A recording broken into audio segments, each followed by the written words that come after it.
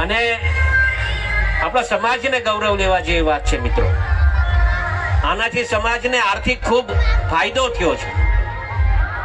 આપણે ઘણું બધું હજુ બીજા સમાજ પાસેથી શીખવાનું છે. આપણે ધ્યાન દોરતા હું આનંદ અનુભવું છું કે આપણા મત વિસ્તારમાં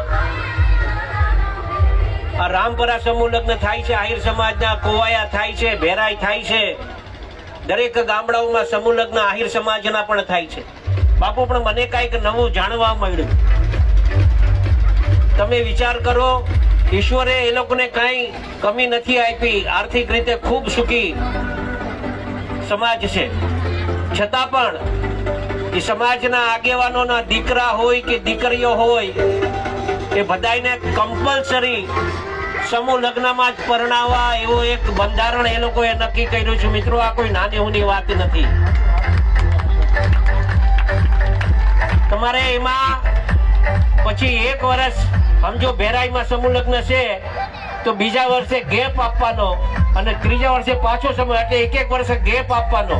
અને જયારે ગેપ આપીએ ને ત્યારે કદાચ કોઈને ક્યાંય લગ્ન હોય તો એક પણ લગ્ન કરવાના નહીં.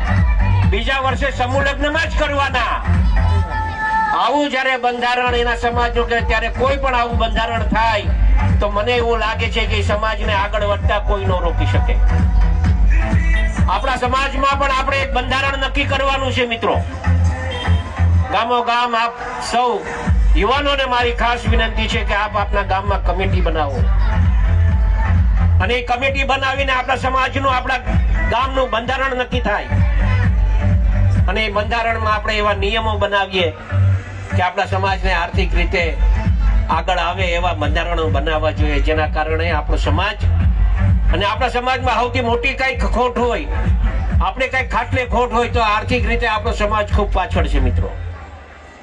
અને એને આગળ લાવવા માટે આવા બંધારણો પણ આપણે થવા જોઈએ એવું મારું માનવું છે.